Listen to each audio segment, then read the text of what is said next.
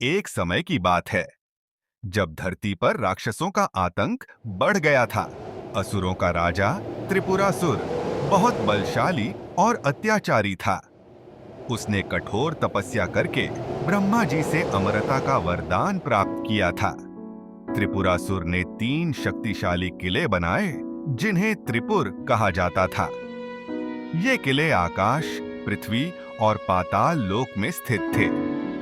वरदान के प्रभाव से त्रिपुरासुर और उसके साथी राक्षस इन किलों में सुरक्षित थे और वे तीनों लोकों में भय और आतंक फैलाने लगे थे। देवता और ऋषि मुनि भी त्रिपुरासुर के आतंक से भयभीत हो गए थे। त्रिपुरासुर के अत्याचारों से परेशान होकर सभी देवता और ऋषि भगवान शिव के पास गए। उन्होंने शिव से प्रार्थना की कि वे त्रिपुरासुर के आतंक को समाप्त करें। भगवान शिव ने उनकी प्रार्थना सुनी और त्रिपुरासुर का अंत करने का संकल्प लिया। लेकिन त्रिपुरासुर का वध करना आसान नहीं था, क्योंकि उसे ब्रह्मा जी से अमृता का वरदान प्राप्त था। उसे केवल तब मारा जा सकता था जब तीनों किले एक साथ नष्ट किए जाएं, और यह कार्य केवल भगवान शिव ही कर सकते थे। भगवान शिव ने अपनी दिव्य दृष्टि से उपाय खोजा और सभी देवताओं को अपने पक्ष में किया। उन्होंने एक विशाल रथ बनाया जिसमें सभी देवता रथ के विभिन्न हिस्सों में अपनी अपनी शक्ति प्रदान कर रहे थे।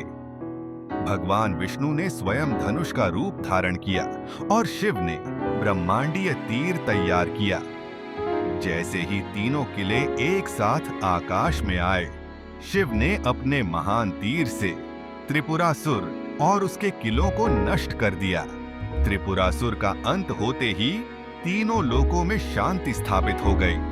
देवताओं और ऋषियों ने भगवान शिव की स्तुति की और उनका धन्यवाद किया। भगवान शिव ने त्रिपुरासुर के विनाश के बाद त्रिपुरारी का नाम प्राप्त किया, जिसका अर्थ है त्रिपुर के विनाशक।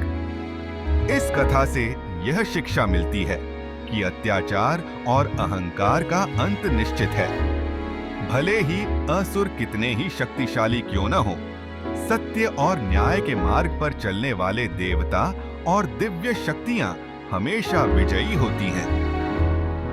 भगवान शिव के धैर्य और शक्ति ने एक बार फिर से धरती पर शांति और संतुलन स्थापित किया।